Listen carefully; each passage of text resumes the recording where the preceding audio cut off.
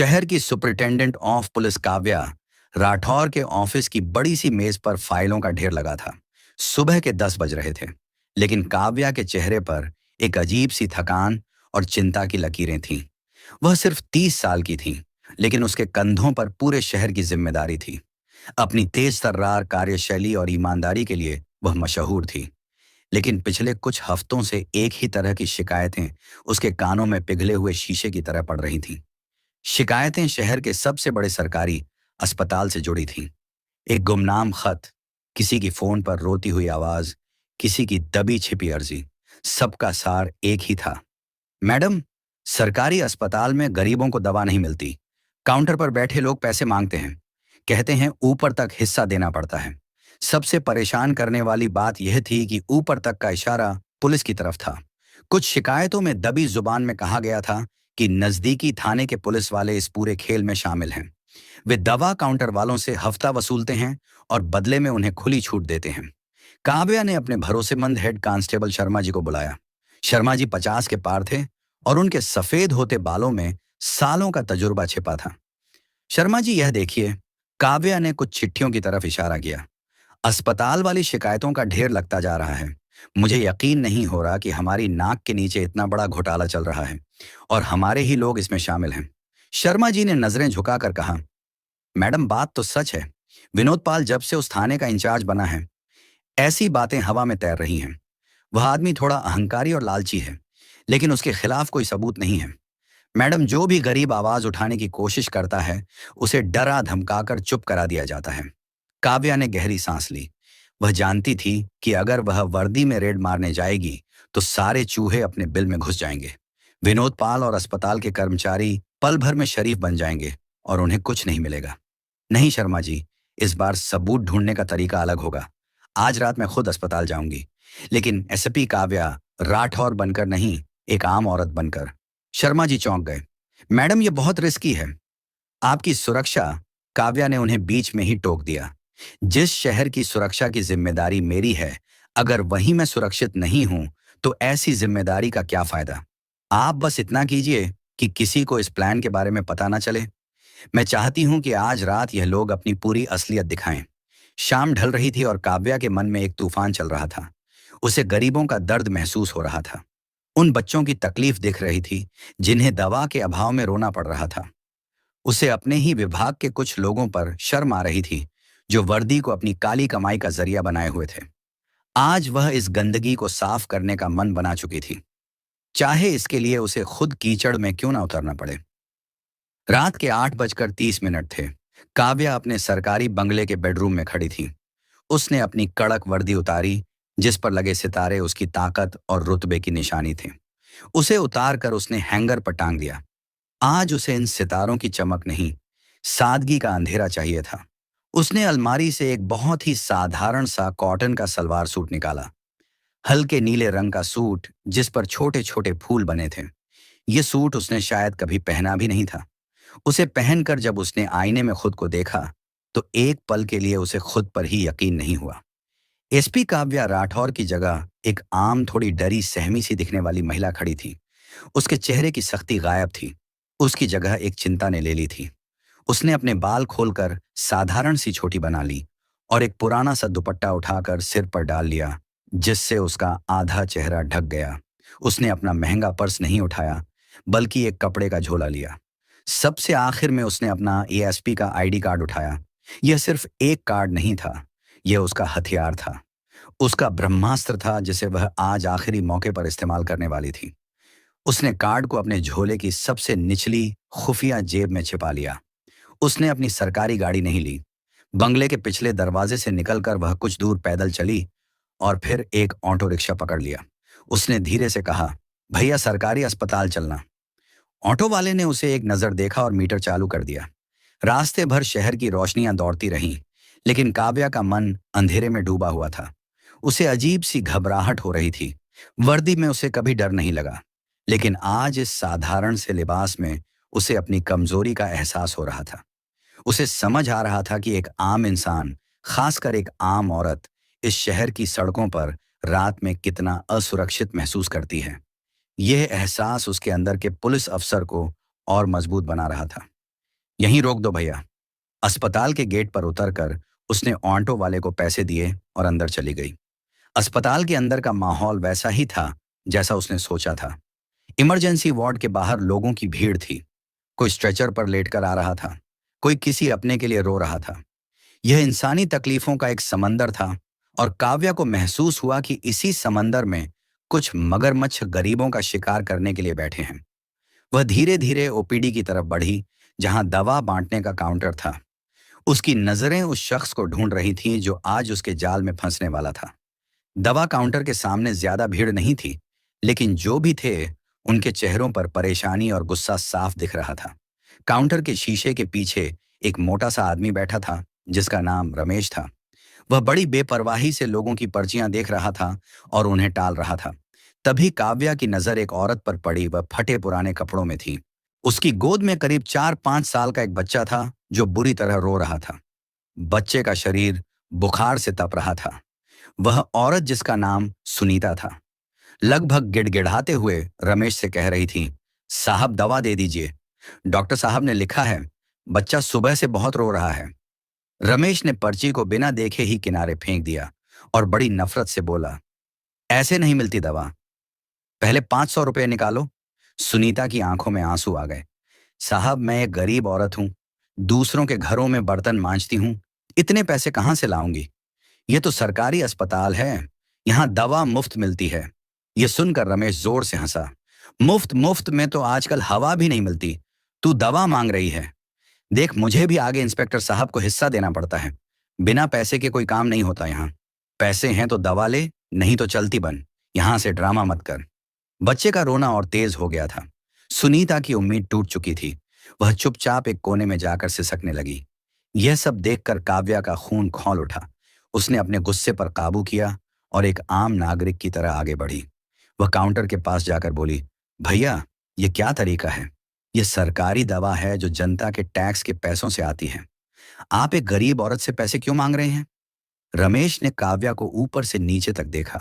एक साधारण सी सलवार सूट वाली औरत को कानून की बात करते देख उसे और गुस्सा आ गया। ए मैडम, ज्यादा नेता मत बन। वह अकड़ कर बोला, लगता है शहर में नहीं आए हो। यहाँ का सिस्टम ऐसा ही है। और मैंने कहा ना, पैसा अकेले मेरी जेब में नहीं जाता, इंस्पेक्टर विनोद पाल साहब तक पहुंचाना पड़ता है। अगर मुफ्त में दवा बांटने लगा तो उनकी कमाई कैसे होगी? और अगर वह नाराज हो गए तो मेरी नौकरी कौन बचाएगा? चल हट, यहां से अपना काम कर। काव्या को जो सबूत चाहिए था वह मिल चुका था। रमेश ने खुद इंस्पेक्टर विनोद पाल का नाम ले लिया था। अब काव्या को यकीन हो गया कि जड़ें कितनी गहरी हैं। उसने अपनी आवाज को शांत रखते हुए कहा, लेकिन यह तो अपराध है। आप दोनों मिलकर गरीबों को लूट रहे हैं। अपराध? रमेश फिर से हंसा। मैडम, जिस इलाके का थानेदार खुद इस खेल का खिलाड़ी हो, वहां अपराध और न्याय का फैसला वही करता है। ज्यादा होशियारी दिखाएगी तो यही थानेदार तुझे अंदर करवा देगा। अब जा, यहां से मेरा दिमाग खराब मत कर। काव्या चुपचाप वहां से हट गई। उसने सुनीता की तरफ देखा जो अभी भी रो रही थी। काव्या उसके पास गई और उसके कंधे पर हाथ रखा। तुम चिंता मत करो, तुम्हारे बच्चे को दवा मिलेगी। मैं अभी आती हूं। यह कहकर काव्या अस्पताल से बाहर निकल गई। अब उसकी मंजिल नजदीकी पुलिस थाना थी, जहां इंस्पेक्टर विनोद पाल उसका इंतजार कर रहा था। वह यह नहीं जानता था कि आज रात उसकी जिंदगी का सबसे बुरा दिन आने वाला है। थाना अस्पताल से ज्यादा दूर नहीं था। काव्या पैदल ही वहां पहुंच गई। रात के करीब 10 बज चुके थे। थाने के बाहर एक सिपाही ऊंघ रहा था। अंदर का माहौल और भी सुस्त था। एक पुरानी सी टेबल पर इंस्पेक्टर विनोद पाल बैठा था, पैरों को मेज पर फैलाए हुए, और मोबाइल पर कोई वीडियो देख रहा था। उसके चेहरे पर सत्ता का नशा और घमंड साफ झलक रहा था। काव्या एक आम फरियादी की तरह अंदर दाखिल हुई। उसे देखकर विनोद ने बिना नजर उठाए ही रुखाई से पूछा, क्या काम है? काव्या ने शांत और सदी हुई आवाज में कहा, साहब, मैं सरकारी अस्पताल से आ रही हूं। वहां दवा काउंटर पर गरीबों से दवा के नाम पर पैसे वसूले जा रहे हैं। एक औरत अपने बीमार बच्चे के लिए रो रही थी, लेकिन काउंटर वाले ने 500 रुपये मांगे। जब मैंने विरोध किया तो उसने आपका नाम लिया, कहा कि आपको भी हिस्सा देना पड़ता है। आप कृपया इस पर कार्रवाई कीजिए। यह सुनकर विनोद ने मोबाइल से नजर हटाई। उसकी आंखों में गुस्सा था, जैसे काव्या ने उसकी चोरी पकड़ ली हो। उसने काव्या को घूरते हुए देखा, उसके साधारण कपड़ों का मजाक उड़ाते हुए। तो तू है वह ज्यादा होशियार औरत। जा भाग यहां से। बहुत देखी है तेरे जैसी समाज सेविकाएं। समझती क्या है खुद को। यह थाना और वह अस्पताल दोनों मेरे इलाके में आते हैं। यहाँ पत्ता भी मेरी मर्जी के बिना नहीं हिलता। जो हो रहा है मेरी मर्जी से हो रहा है। तुझे क्या तकलीफ है? विनोद का यह कबूलनामा सुनकर काव्या को झटका लगा। उसे उम्मीद नहीं थी कि वह इतनी बेशर्मी से अपनी गलती मानेगा। काव्या ने अपनी आवाज में थोड़ी सख्ती लाते हुए कहा, साहब आप एक पुलिस अफसर हैं। आपका काम कानून की रक्षा करना है, उसे तोड़ना नहीं। यह एक संगीन अपराध है। आपको उस काउंटर वाले पर और इस पूरे रैकेट पर कार्रवाई करनी चाहिए। कानून विनोद अब भड़क गया था। वह अपनी कुर्सी से खड़ा हो गया। उसका चेहरा गुस्से से लाल हो रहा था। तू मुझे कानून सिखाएगी? औरत अपनी औकात में रह। लगता है तुझे सबक सिखाना ही पड़ेगा। वह अपनी टेबल के चारों ओर घूमकर काव्या के सामने आ खड़ा हुआ। थाने में मौजूद 2-3 सिपाही यह सब देख रहे थे, लेकिन किसी की हिम्मत नहीं थी कि अपने अफसर को रोके। वे जानते थे कि विनोद का गुस्सा कितना खतरनाक है। विनोद चिल्लाया, ज्यादा कानून की पूंछ मत बन। अभी ऐसा सबक सिखाऊंगा कि जिंदगी भर याद रखेगी। और इससे पहले कि काव्या कुछ समझ पाती, विनोद ने अपना भारी हाथ उठाया और पूरे थाने के सामने काव्या के गाल पर एक जोरदार थप्पड़ जड़ दिया। थप्पड़ की आवाज उस शांत थाने में गूंज गई। यह थप्पड़ सिर्फ काव्या के गाल पर नहीं, बल्कि उसकी आत्मा पर, उसकी वर्दी पर और उस कानून पर पड़ा था जिसकी वह कसम खाकर इस सेवा में आई थी। उसकी आंखों में आंसू नहीं, बल्कि आग की चिंगारियां थीं। विनोद को शायद अपनी ताकत का प्रदर्शन करके मजा आया। उसने अपने सिपाहियों को आदेश दिया, किस बात का इंतजार कर रहे हो? बहुत बोलती है ये औरत, डालो इसे हवालात में। रात भर अंदर रहेगी तो सारी होशियारी निकल जाएगी। सिपाहियों ने डरते डरते एक दूसरे की तरफ देखा। उन्हें यह गलत लग रहा था, लेकिन साहब के आदेश के आगे वे मजबूर थे। 2 सिपाही आगे बढ़े और काव्या को पकड़कर हवालात की तरफ ले जाने लगे। काव्या ने कोई विरोध नहीं किया। वह चुपचाप उनके साथ चल दी। उसे हवालात में धकेलकर बाहर से दरवाजा बंद कर दिया गया। लोहे की सलाखों के पीछे खड़ी काव्या ने विनोद पाल को देखा, जो अपनी कुर्सी पर वापस जाकर विजय मुस्कान के साथ बैठ गया था। वह सोच रहा था कि उसने एक मामूली औरत को उसकी औकात दिखा दी है, लेकिन वह यह नहीं जानता था कि उसने आज अपनी जिंदगी की सबसे बड़ी गलती कर दी है। उसने एक सोए हुए शेर को नहीं, बल्कि एक घायल शेरनी को चुनौती दी थी। हवालात की ठंडी सीलन भरी हवा में काव्या अकेली खड़ी थी, लेकिन उसका दिमाग बर्फ की तरह ठंडा और साफ था। उसने एक गहरी सांस ली। यह अपमान सिर्फ उसका नहीं था, यह हर उस नागरिक का अपमान था जो न्याय की उम्मीद लेकर थाने आता है। बाहर विनोद पाल अपने सिपाहियों पर रौब जमा रहा था। देखा, ऐसे सीधा करते हैं ज्यादा बोलने वालों को। सुबह तक अक्ल ठिकाने आ जाएगी इसकी। काव्या ने धीरे धीरे अपना कपड़े का झोला उठाया। उसकी हरकतें बहुत शांत और सदी हुई थीं। उसने झोले की उस खुफिया जेब में हाथ डाला जहां उसने अपना ब्रह्मास्त्र रखा था। उसने अपना आईडी कार्ड बाहर निकाला। नीले रंग के उस कार्ड पर अशोक स्तंभ चमक रहा था और उसके नीचे साफ सुनहरे अक्षरों में लिखा था, Kavya Rathore, Indian police service superintendent of police. उसने कार्ड को अपनी उंगलियों में पकड़ा और हवालात की सलाखों से हाथ बाहर निकालकर उसे एक सिपाही की तरफ बढ़ाया जो पास ही खड़ा था। इसे देखो। सिपाही ने झिझकते हुए कार्ड हाथ में लिया। जैसे ही उसकी नजर कार्ड पर लिखे शब्दों पर पड़ी, उसके हाथ कांपने लगे। उसकी आंखों में खौफ का ऐसा समंदर उमड़ा जैसे उसने कोई भूत देख लिया हो। उसके मुंह से सिर्फ एक शब्द निकला, सर सर सर। वह लगभग दौड़ता हुआ विनोद पाल की मेज तक गया और कांपते हाथों से कार्ड उसके सामने रख दिया। सर ये देखिए। विनोद ने गुस्से में कार्ड उठाया। क्या है इसमें, किसी का विजिटिंग कार्ड? उसके शब्द बीच में ही अटक गए। जैसे ही उसने कार्ड पर नाम और पद पढ़ा, उसके चेहरे का रंग उड़ गया। जो चेहरा कुछ देर पहले तक गुस्से और घमंड से लाल था, वह अब डर के मारे पीला पड़ चुका था। उसके माथे पर पसीने की बूंदें उभर आईं। उसके हाथ से कार्ड छूटकर मेज पर गिर गया। उसे लगा जैसे किसी ने उसके पैरों के नीचे से जमीन खींच ली हो। पूरे थाने में मौत जैसा सन्नाटा छा गया। जो सिपाही अब तक सिर झुकाए खड़े थे, उन्होंने फौरन काव्या की हवालात की तरफ मुड़कर पूरी ताकत से सैल्यूट ठोका। एक सिपाही भागा और उसने तुरंत हवालात का दरवाजा खोला। मैडम मैडम, हमसे बहुत बड़ी गलती हो गई, हमें माफ कर दीजिए। वह गिड़गिड़ाने लगा। काव्या धीरे धीरे हवालात से बाहर आई। उसकी चाल में अब वही पुरानी एसपी वाली दृढ़ता और आत्मविश्वास था। उसकी आंखें सीधे विनोद पाल पर टिकी थीं, जो अपनी कुर्सी पर पत्थर की मूर्ति की तरह जम गया था। काव्या चलकर उसकी मेज के सामने खड़ी हो गई। उसकी आवाज अब बर्फ जैसी ठंडी थी, जिसमें कोई भावना नहीं थी सिवाय न्याय के। इंस्पेक्टर विनोद पाल, उसने कहा, और विनोद का पूरा शरीर कांप गया। तुमने सिर्फ मुझे थप्पड़ नहीं मारा, तुमने उस भरोसे को थप्पड़ मारा है जो इस देश का आम नागरिक इस वर्दी पर करता है। तुमने इस वर्दी को थप्पड़ मारा है जिसे पहनने के लिए हजारों नौजवान दिन रात एक कर देते हैं। तुमने गरीबों को लूटकर अपराधियों के साथ मिलकर कानून का जो मजाक बनाया है, उसकी सजा तुम्हें आज इसी वक्त मिलेगी। विनोद पाल कुर्सी से नीचे गिर पड़ा और काव्या के पैरों में लौटने लगा। मैडम, मुझे माफ कर दीजिए। मैडम, मुझसे गलती हो गई। मैं आपको पहचान नहीं पाया। मेरे बीवी बच्चे हैं। काव्या ने नफरत से उसकी तरफ देखा। जब तुम उस गरीब औरत को उसके रोते हुए बच्चे के बारे में सुना, तब तुम्हें उसके बच्चे का ख्याल नहीं आया। जब तुमने एक अकेली औरत पर हाथ उठाया, तब तुम्हें कानून का ख्याल नहीं आया। तुम्हारे जैसे लोग इस पुलिस फोर्स के नाम पर एक धब्बा है।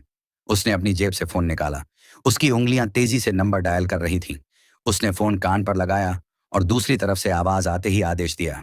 एसपी काव्या राठौर बोल रही हूं, कंट्रोल रूम। मेरी बात ध्यान से सुनो। इंस्पेक्टर विनोद पाल, थाना इंचार्ज को तुरंत सस्पेंड किया जाता है। उसके खिलाफ भ्रष्टाचार, गरीबों से उगाही, ड्यूटी पर एक नागरिक के साथ मारपीट और एक वरिष्ठ अधिकारी पर हमला करने का केस दर्ज करो। मैं चाहती हूं कि डीएसपी साहब खुद एक टीम लेकर 5 मिनट के अंदर इस थाने में मौजूद हों। फोन कट गया। थाने में सन्नाटा ऐसा था कि कोई सांस भी ले तो आवाज सुनाई दे। विनोद पाल अभी भी फर्श पर पड़ा रो रहा था। उसे पता था कि उसका खेल अब खत्म हो चुका है। 5 मिनट भी नहीं बीते थे कि थाने के बाहर पुलिस की गाड़ियों के सायरन गूंजने लगे।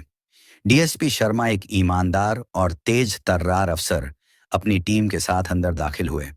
उन्होंने अंदर का नजारा देखा। फर्श पर रोता हुआ इंस्पेक्टर विनोद पाल और शांत खड़ी एसपी काव्या राठौर। वह तुरंत मामला समझ गए। जय हिंद मैडम। डीएसपी ने काव्या को सैल्यूट किया। डीएसपी साहब, इस आदमी को गिरफ्तार कीजिए। काव्या ने विनोद की तरफ इशारा करते हुए कहा। इसके खिलाफ जो धाराएं मैंने बताई हैं, उन सब में एफआईआर दर्ज कीजिए। मुझे 24 घंटे के अंदर इस अस्पताल घोटाले में शामिल हर एक शख्स की लिस्ट चाहिए, चाहे वह कितना भी बड़ा आदमी क्यों ना हो।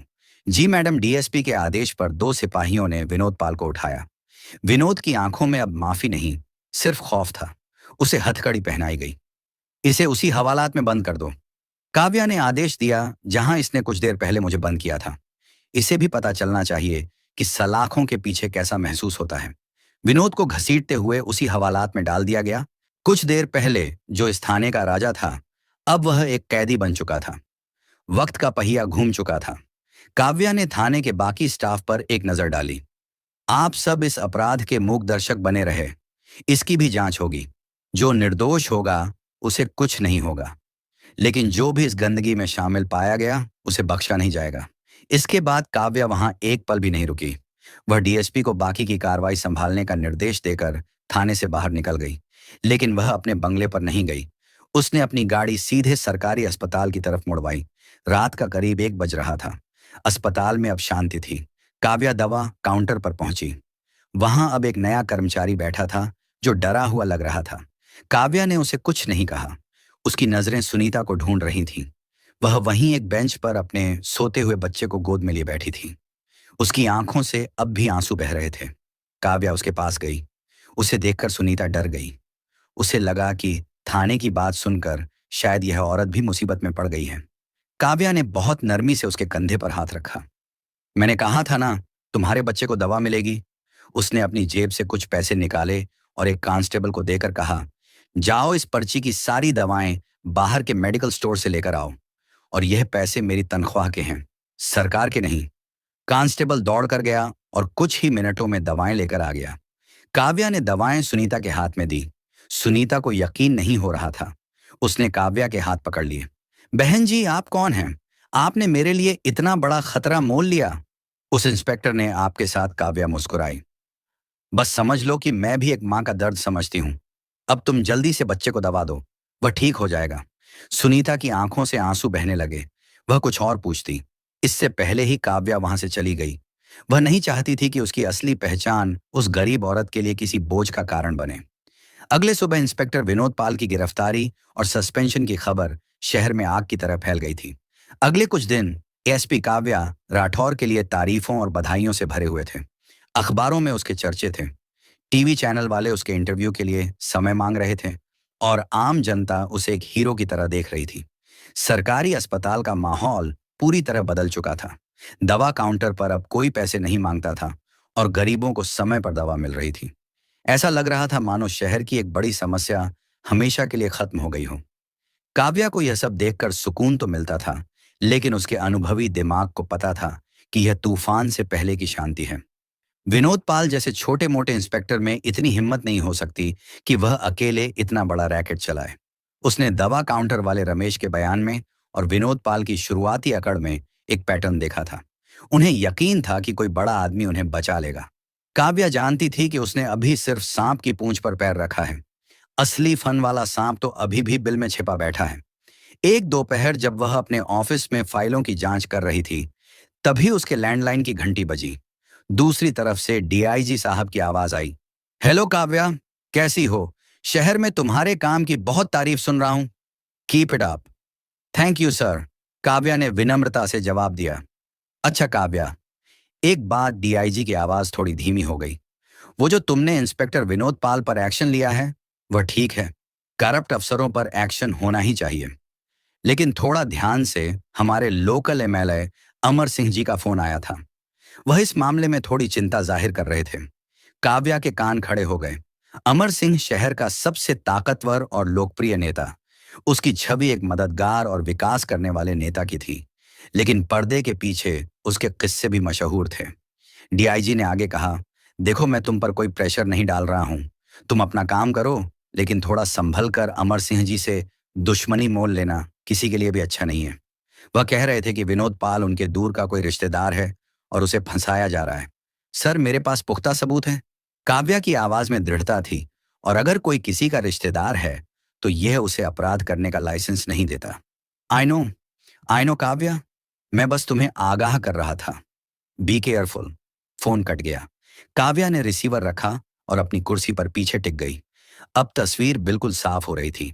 वह बड़ा आदमी जिसका जिक्र रमेश और विनोद दोनों कर रहे थे, वह कोई और नहीं बल्कि शहर का एमएलए अमर सिंह था। अस्पताल के ठेके, दवाइयों की सप्लाई, कर्मचारियों की पोस्टिंग, सब कुछ स्वास्थ्य विभाग के जरिए एमएलए के कंट्रोल में ही होता है। ये हफ्ता वसूली का पैसा नीचे से ऊपर तक जाता था और सबसे बड़ा हिस्सा अमर सिंह की जेब में जाता था, जिससे वह अपनी राजनीति चमकाता था। काव्या ने इंटरकॉम का बटन दबाया। शर्मा जी, डीएसपी साहब को कहिए कि विनोद पाल से पूछताछ की तैयारी करें। मैं खुद उससे बात करना चाहती हूँ। इंटेरोगेशन रूम में सन्नाटा था। सफेद दीवारों वाले उस कमरे में सिर्फ एक टेबल और 3 कुर्सियां थीं। एक कुर्सी पर इंस्पेक्टर विनोद पाल बैठा था। उसकी अकड़ अब गायब हो चुकी थी, लेकिन उसकी आंखों में अब भी एक उम्मीद बाकी थी। उसे लग रहा था कि एमएलए साहब उसे किसी भी तरह बाहर निकलवा ही लेंगे। दरवाजा खुला और काव्या अंदर आई। उसके साथ डीएसपी शर्मा भी थे। काव्या ने कोई सवाल नहीं पूछा। वह चुपचाप विनोद के सामने वाली कुर्सी पर बैठ गई और उसे घूरने लगी। उसकी खामोशी किसी भी सवाल से ज्यादा चुभने वाली थी। 5 मिनट बीत गए। विनोद की बेचैनी बढ़ने लगी। आखिर उसने ही चुप्पी तोड़ी। मैडम, आप मुझे यहाँ क्यों लाई हैं? मैंने कुछ नहीं किया है। मुझे फंसाया जा रहा है। काव्या हल्की सी मुस्कुराई। फंसाया जा रहा है? विनोद, जब तुम मेरे गाल पर थप्पड़ मार रहे थे तब तुम्हें यह ख्याल नहीं आया? जब तुम गरीबों से दवा के पैसे लूट रहे थे तब कानून याद नहीं आया? वो मुझसे गलती हो गई, लेकिन मैं इस घोटाले में अकेला नहीं हूं। मैं जानती हूं, काव्या ने शांति से कहा। तुम तो बस एक छोटा सा प्यादा हो। असली खिलाड़ी तो कोई और है। अमर सिंह है ना? अमर सिंह का नाम सुनते ही विनोद के चेहरे पर हवाएं उड़ने लगी। नहीं नहीं मैडम, मैं किसी अमर सिंह को नहीं जानता। काव्या ने टेबल पर एक फाइल फेंकी। ये तुम्हारे बैंक अकाउंट की डिटेल्स हैं। विनोद, पिछले 2 सालों में तुम्हारे अकाउंट में तुम्हारी तनख्वाह से 50 लाख रुपए ज्यादा जमा हुए हैं। यह पैसा कहां से आया? और यह देखो, हर महीने की 5 तारीख को तुम एक दूसरे अकाउंट में पैसा ट्रांसफर करते थे। वह अकाउंट श्री बालाजी कंस्ट्रक्शन के नाम पर है, जिसके मालिक का नाम है अमर सिंह के छोटे भाई विजय सिंह। अब बताओगे या और सबूत दूं? विनोद कांपने लगा। उसे यकीन नहीं हो रहा था कि एसपी मैडम ने इतनी जल्दी इतनी जानकारी निकाल ली है। काव्या ने अपनी आवाज को और नर्म किया, जैसे वह उसकी हमदर्द हो। देखो विनोद, मैं तुम्हारी हालत समझ सकती हूँ। तुम सोच रहे हो कि अमर सिंह तुम्हें बचाएगा, लेकिन तुम गलत सोच रहे हो।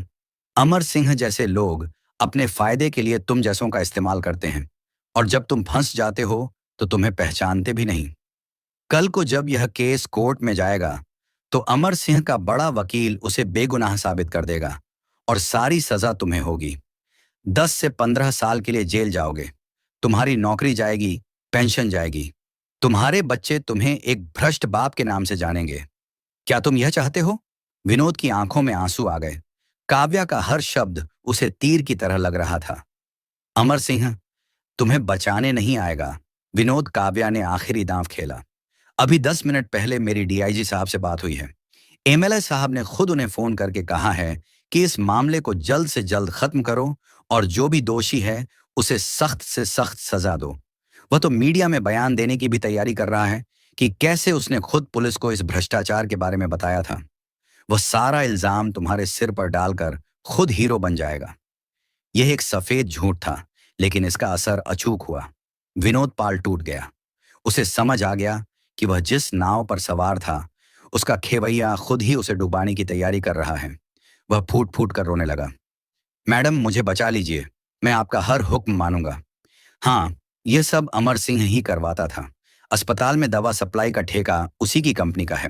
दवाएं सरकार से मुफ्त आती थीं, लेकिन वह उन्हें बाजार में बेच देता था और अस्पताल में नकली और सस्ती दवाएं रखवा देता था। जो असली दवाएं बचती थीं, उन्हें बेचकर पैसा कमाने का टारगेट हमें दिया जाता था। महीने का पूरा कलेक्शन उसी के पास जाता था। उसने अगले 1 घंटे में पूरे रैकेट का कच्चा चिट्ठा खोल कर रख दिया। कौन कौन शामिल था, पैसा कहाँ कहाँ जाता था, सब कुछ बता दिया। काव्या को जो चाहिए था वह मिल गया था, लेकिन वह जानती थी कि एक मुकरे हुए प्यादे के बयान पर एक ताकतवर एमएलए को गिरफ्तार करना आसान नहीं होगा। उसे और ठोस सबूत चाहिए थे। विनोद पाल के बयान के बाद काव्या और उसकी टीम ने अपनी जांच तेज कर दी।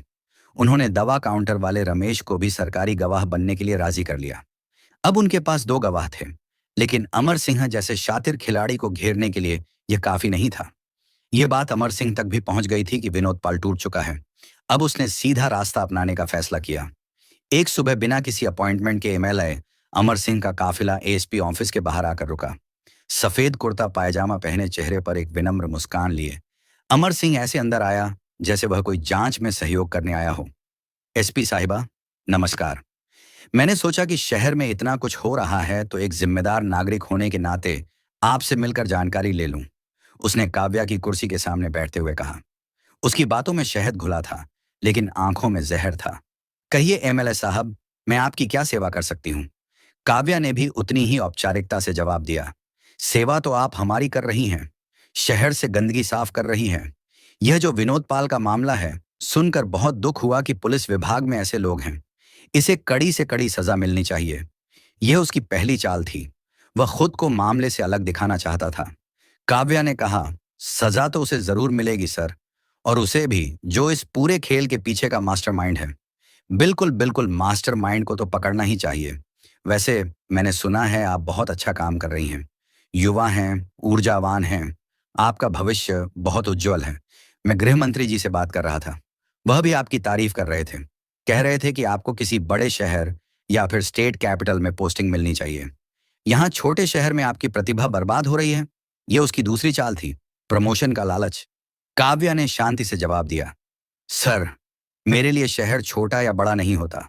अपराध छोटा या बड़ा होता है, और जब तक मैं यहाँ की एसपी हूँ, यहाँ के हर अपराधी को सजा दिलाना मेरा कर्तव्य है।